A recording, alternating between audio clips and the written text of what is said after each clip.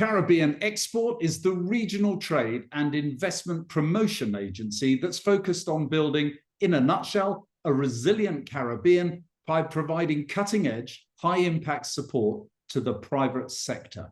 And by working closely with businesses to increase exports and attract investment, they contribute towards the creation of jobs, transformation of the economy, and support the Caribbean to achieve sustainable development goals. With me today is Chief Executive Deodat Maharaj. Welcome. Thank you so much, Nick. Lovely to be having this conversation with you as we seek to drive transformation in this Caribbean of ours by focusing on support to the private sector. Well, let's kick off. Let's get straight to it. In a nutshell, if I was a business looking at the Caribbean, what do you consider to be the investment priorities for the Caribbean? For us in the Caribbean, there are immense opportunities to invest in the Caribbean. And the big sectors are agriculture, specifically leveraging technology in agriculture. We currently in the Caribbean import an estimated $6 billion United States dollars in food alone every year. So we need to invest in agriculture, and there are incredible incentives across the Caribbean for investors who wish to invest in agriculture. Secondly, the Caribbean needs to embrace this digital age.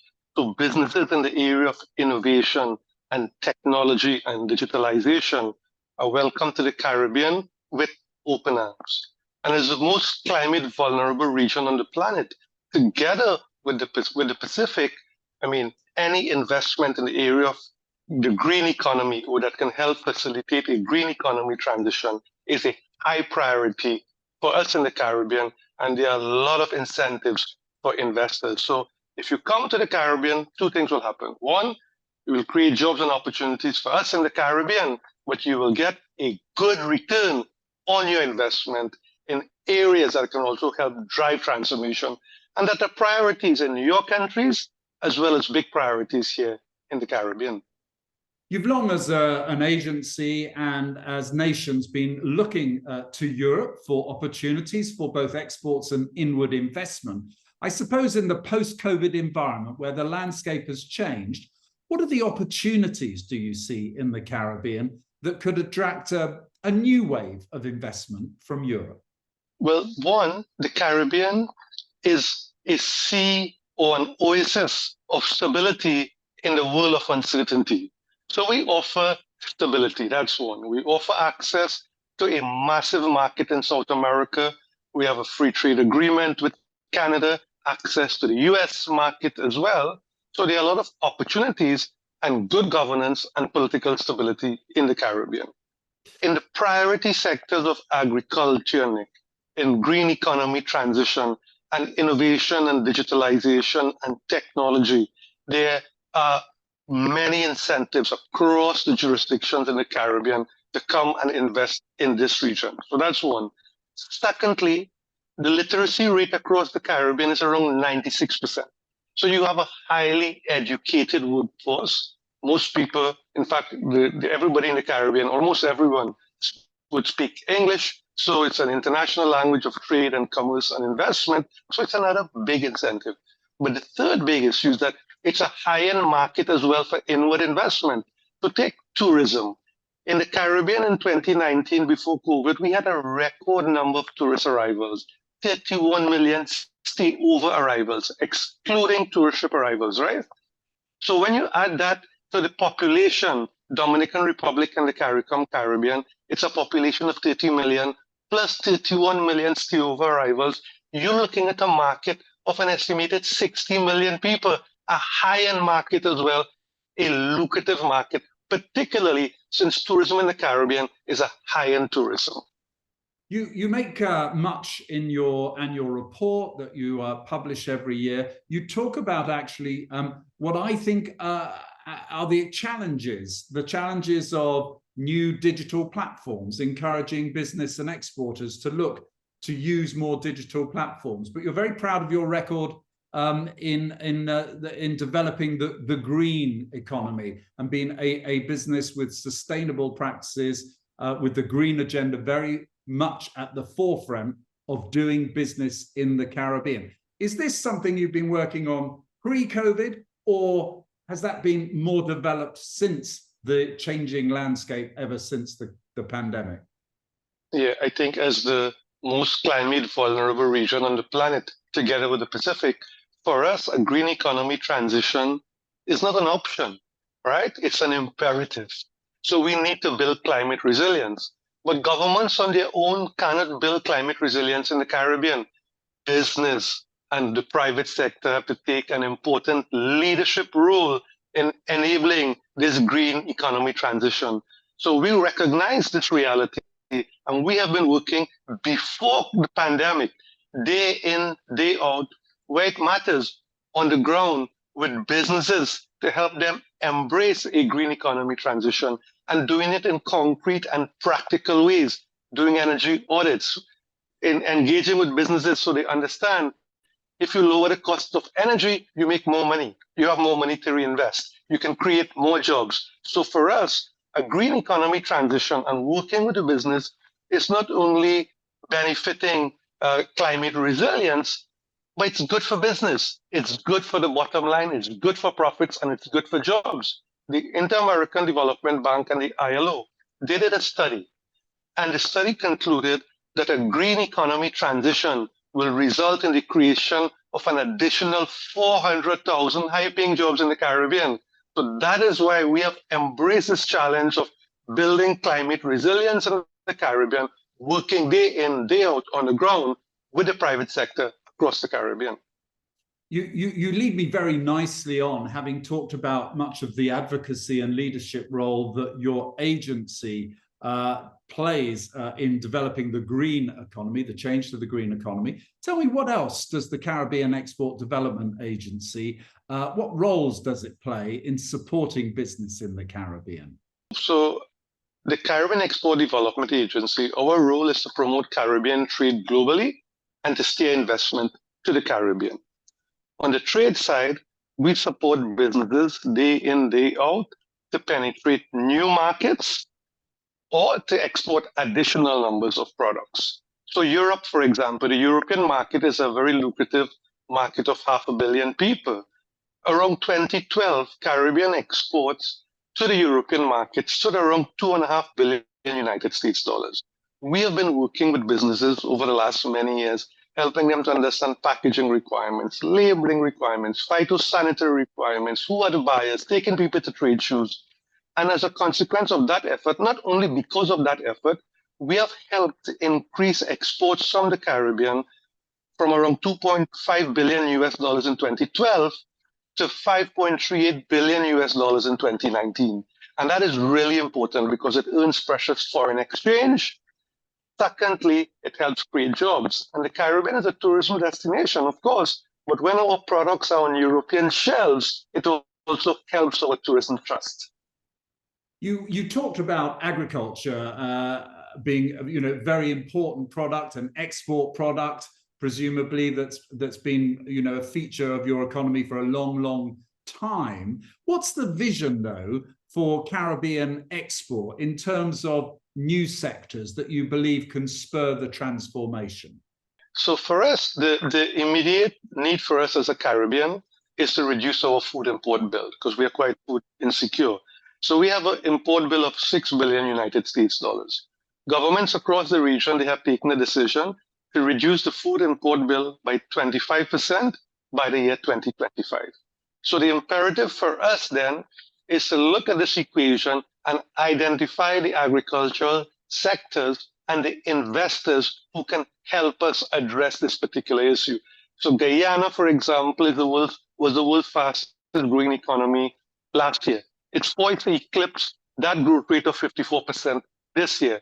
But Guyana has massive opportunities for agricultural investment, whether it's soybean, whether it's corn, whether it's rice, stuff that we import in the Caribbean that we can produce here.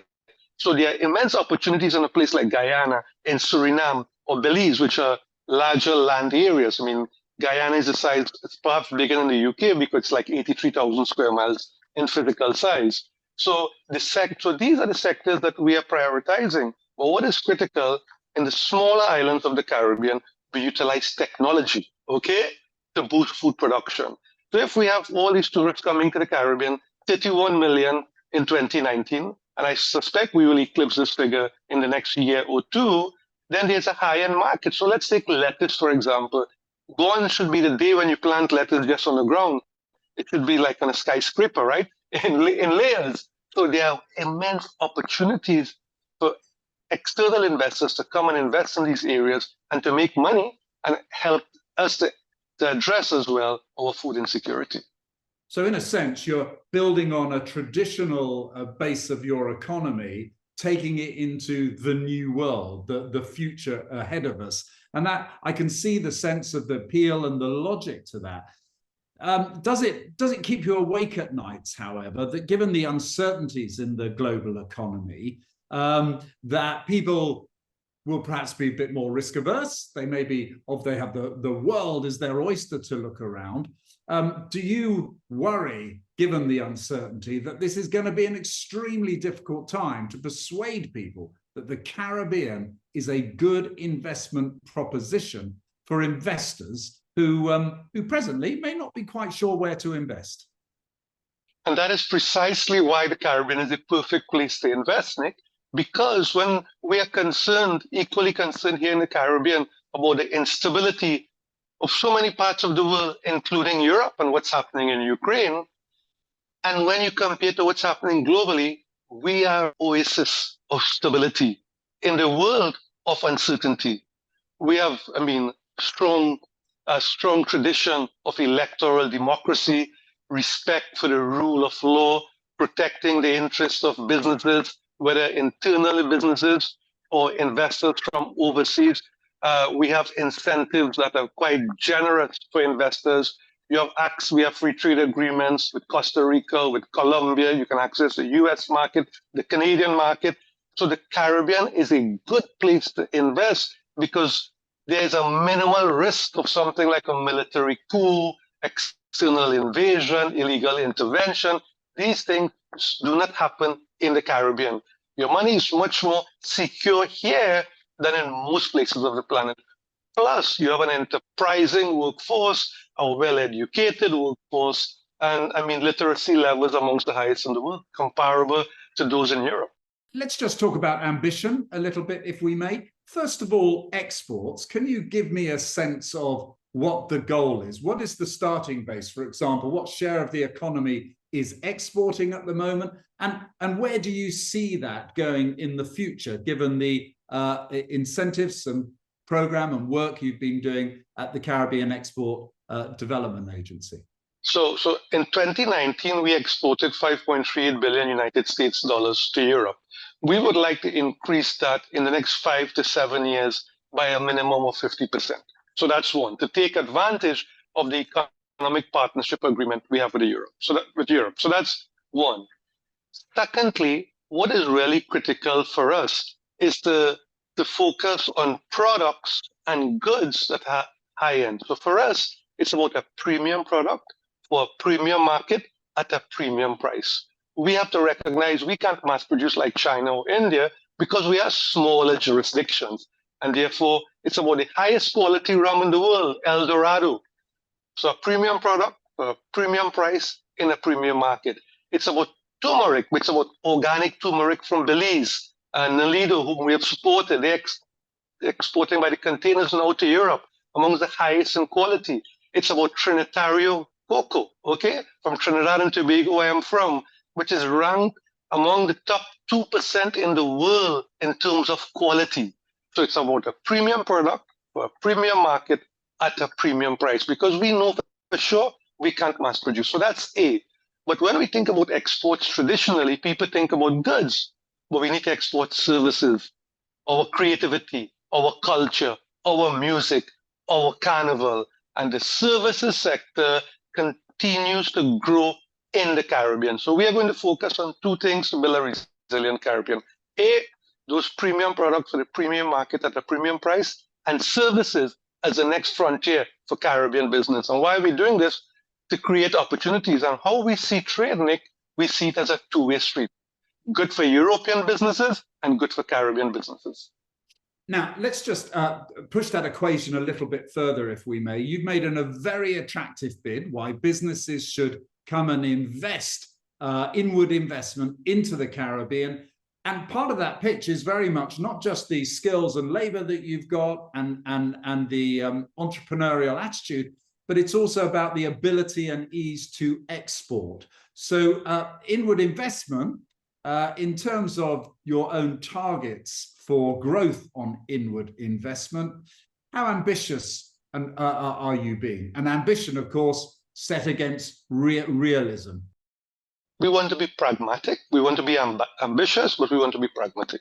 So it's not about tripling or quadrupling investment. We would like to see a consistent 15 to 20% growth in foreign direct investment over the next 4 to 5 years. But what is critical, Nick, is not investment across the board. If these investments go into sectors that can drive transformation, the impact will be exponential. So that is our focus, 15 to 20% growth year in, year out over the next 5 years. Build a strong foundation, get some results, and we move from there. Because at Caribbean Export, we believe success begets success. You made a compelling argument about skills and labor force effect in the Caribbean. But let me be frank, most countries would make the same claim. How do you substantiate that wealth of talent that you're referring to? Well, one, I mean, we have a literacy rate of 96% across the region. I mean, that's based on objective criteria and international classification, such as done by the UN Human Development Report. That's one. Secondly, we have centers of excellence. The University of the West Indies, which I had the privilege of attending, is in the Times Guardian ranking in terms of being amongst the best universities in the world. We have invested a lot into science and technology. The School of Agriculture in Trinidad and Tobago was formerly the Imperial School of Tropical Agriculture before independence, where people from all over the world, Africa and Asia, would come to study agriculture. So we have, I mean, really strong technical capacities. And Nick, you see, one impact has been a lot of investors now are doing BPOs, or business process outsourcing, in the Caribbean. Suriname, the only Dutch-speaking country in South America, I mean, Dutch businesses are doing business process outsourcing and establishing call centers in Suriname.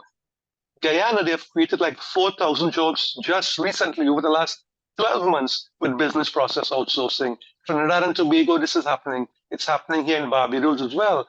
And I suspect these big investors, these major enterprises, they wouldn't be making these investors if they had second thoughts or they were second guessing the human resource capacity here in this Caribbean of ours. When you look at Jamaica as well, it's another place, another destination for business process outsourcing. There are a lot of call centers and outsourcing facilities being established in Jamaica. And that's happening because of the University of the West Indies, 96% literacy, same time zone with North America, which is helpful for businesses. And therefore, that's why you see this interest. But another overwhelming reason is that because it's Caribbean, it's really an oasis of stability in a complex, fast-changing, and challenging globe of ours at this particular juncture. Let me ask you directly. Many countries and nations will make a pitch for businesses to come and invest and start up. You've made very compelling arguments, but I'm going to ask you this very bluntly. How heavy is the hand of the state and bureaucracy with dealing with foreign investment? How difficult is it to open up businesses and invest in the Caribbean? COVID-19 has taught us, Nick, that the state can't carry the burden of expenditure and dealing with the economy. Business has to play an important leadership role. And I think what has happened now is that clear recognition is paving the way across the Caribbean for an environment that is very conducive to business. So take Jamaica, for example.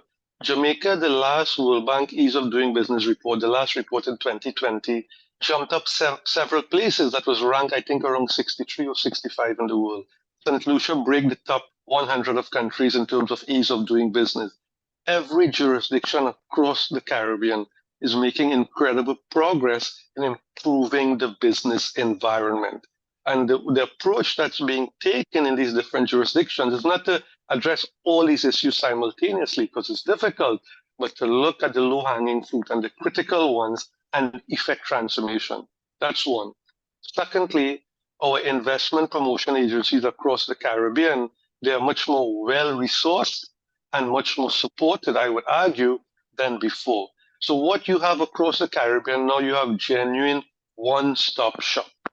So if you're an investor and you go to Invest Barbados or Pro Dominican in Dominican Republic or Invest TT in Trinidad and Tobago, what you're going to see when you go to these places, you speak with one person, one institution, and they facilitate everything for you. So that has been really good and strong progress. And I think this is just the beginning. And you know what's happening, Nick?